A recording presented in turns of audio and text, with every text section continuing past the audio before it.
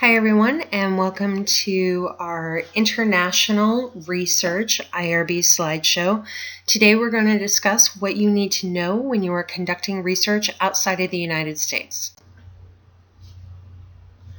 Within this slide presentation, we're going to discuss regulations and guidance on international research, local research guidance, informed consent, including language issues and literacy issues, and what the IRB needs to review your study.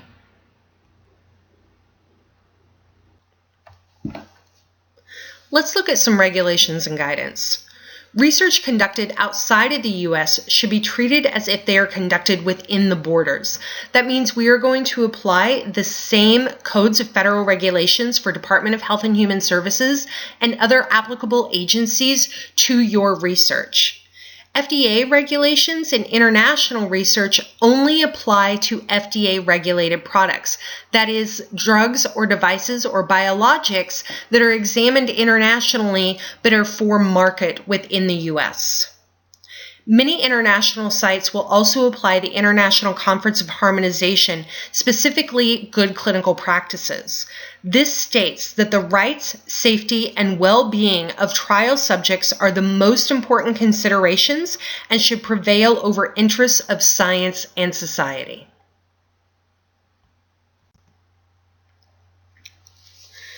So let's do a little discussion question here.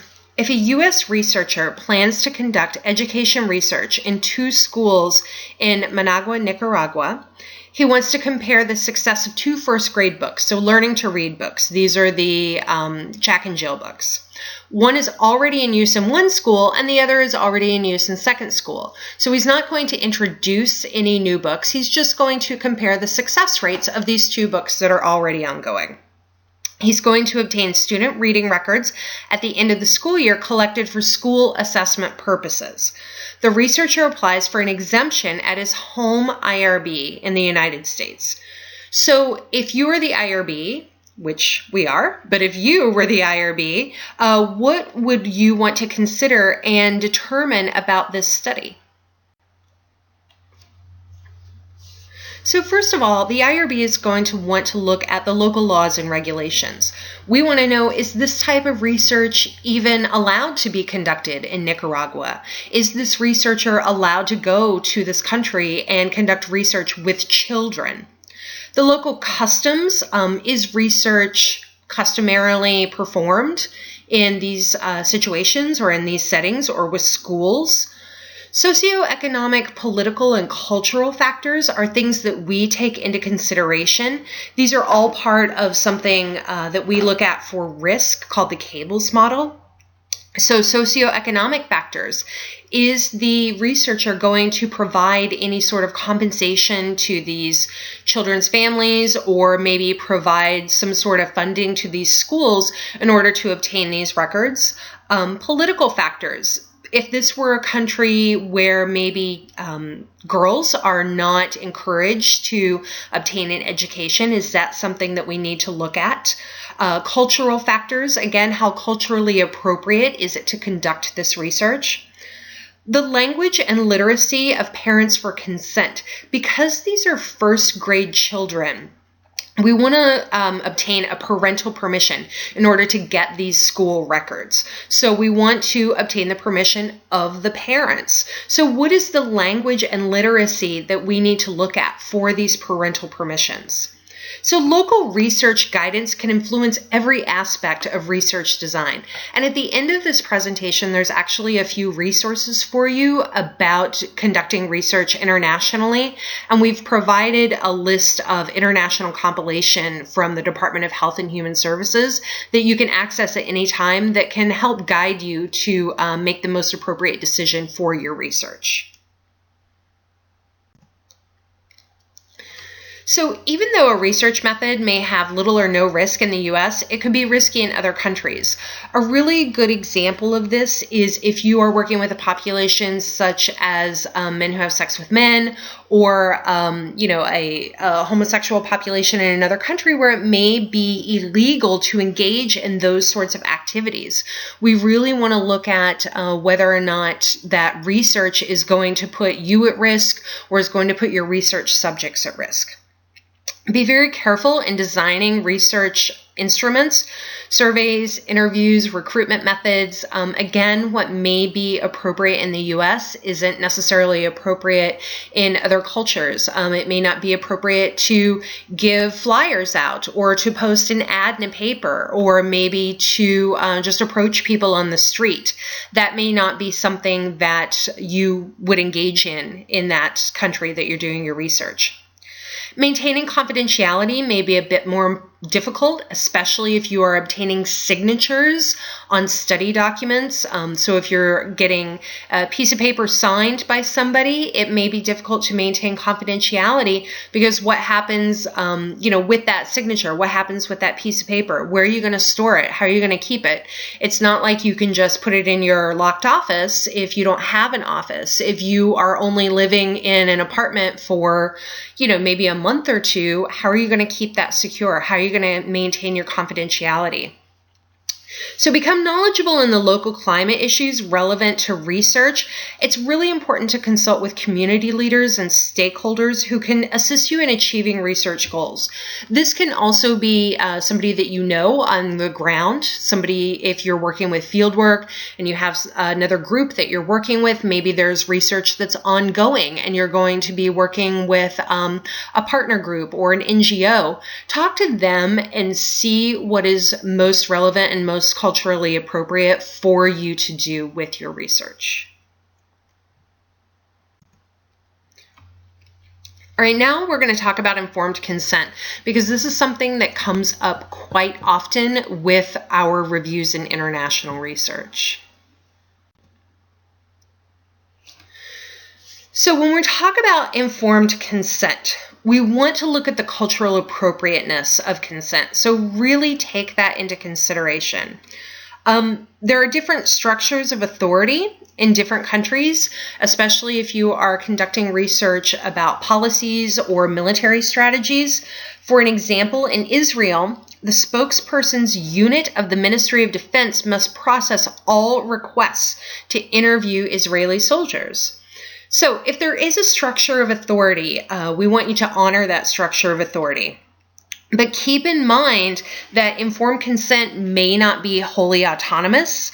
It may present some ethical challenges, and it may conflict with U.S. regulations. So if there is something like that, some sort of hurdle that you have to overcome, talk to us first, and talk to us at the Office of Human Research, and let us know that this roadblock is in your way, and we can work with you to see what the most appropriate action should be for consenting those individuals.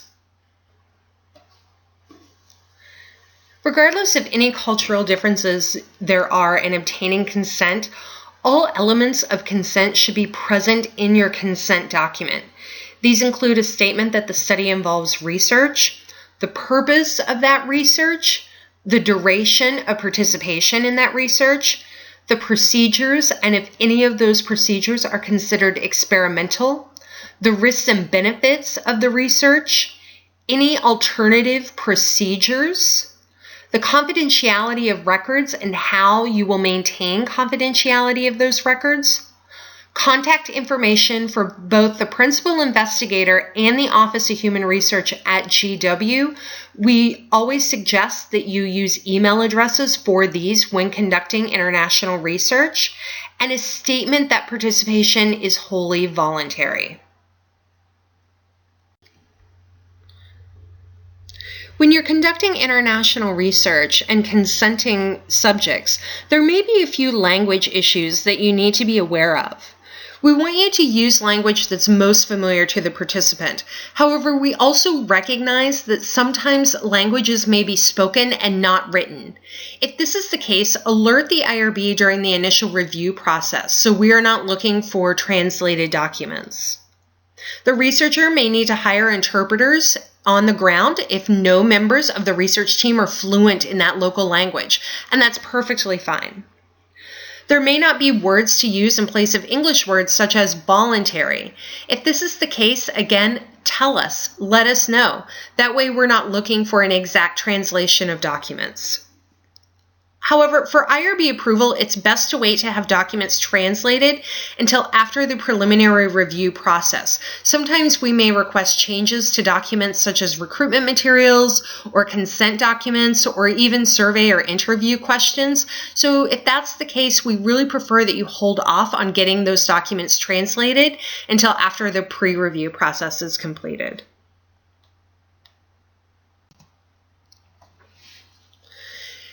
If you are obtaining a standard consent in that you are obtaining signatures for informed consent, a few issues may arise here as well. Participants may be illiterate. Maybe they cannot read or write.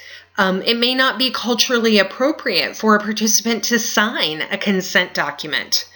There may also have legal issues if a document is signed that may have a different consideration in your country of choice. Conversely, a participant may feel a lack of trust if they're not asked to sign a document. Maybe they want to sign a consent document.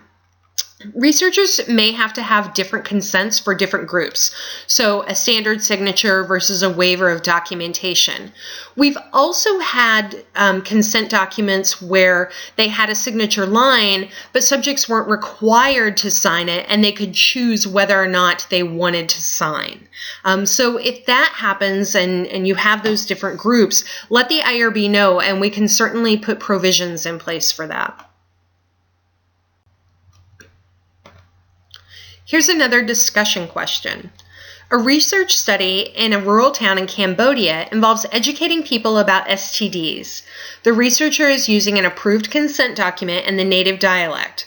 A potential participant says he's happy to participate, but he doesn't want to sign any documents. So what would the researcher do in this instance?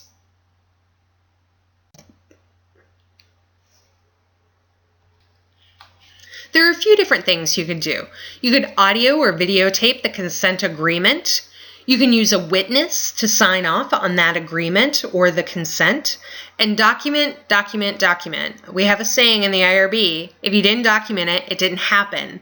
So it's always important to have progress notes that are attached to a consent document that indicate that the person was willing to participate but refused to sign any documents. And if you have a witness, they can also sign this document and the progress note and attest to that fact.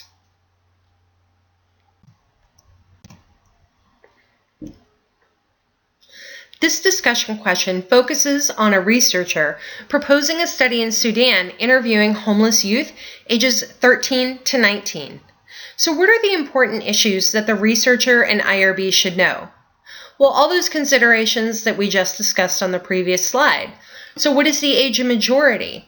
What if there are no parents available to provide permissions for these children? So this is what the IRB is going to want to look at. We will also examine the local laws in Sudan regarding social behavioral research and research with minors.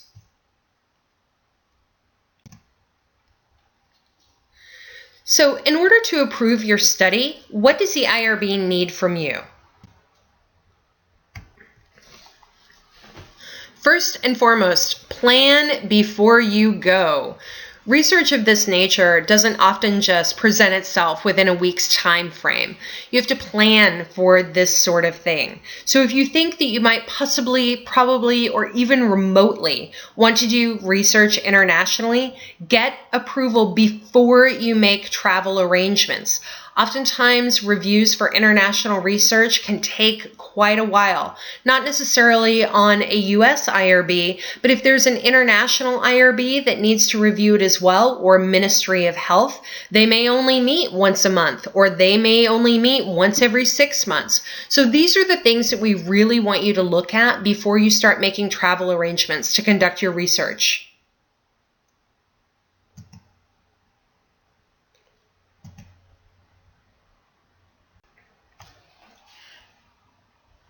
The IRB is going to want to know where the research is being conducted.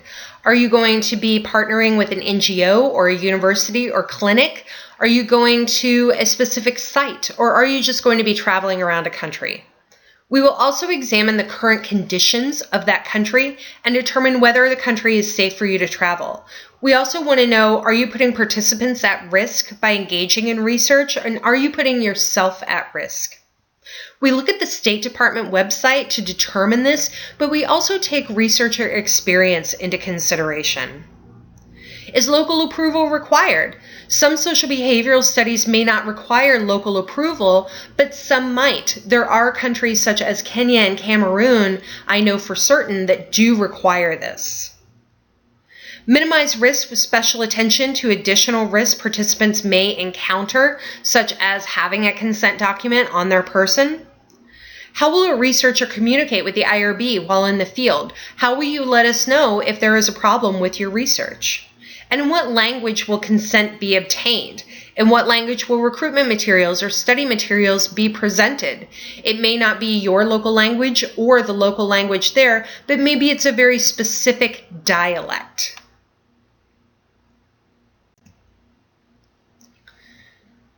So in summary, special attention should really be paid to risks which may not occur in the U.S. Again, we talk about specific populations. Adhere to local regulations. Some local reviews can take up to 12 weeks to complete, so this also speaks to the planning component that we spoke of.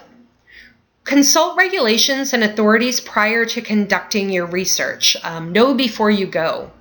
Cultural appropriateness of consent, including language barriers and the use of interpreters, and special considerations for children, such as assent issues and age of consent. Now, what we've provided here for you are a couple of resources, and the first is the International Compilation of Human Research Protections provided by the Department of Health and Human Services. It's a good idea to access that document. It's a Word document that has approximately 106 countries located within it, and this can help you determine what review is required. We've also provided a link to the International Conference of Harmonization, which is also important for you to know before you conduct research in an international setting. If you have any questions regarding your international research, please feel free to reach out to the Office of Human Research. Here's our phone number and our email address. We're more than happy to set up an appointment with you or speak with you regarding your study. Thank you so much. We hope you learned something. Have a great day.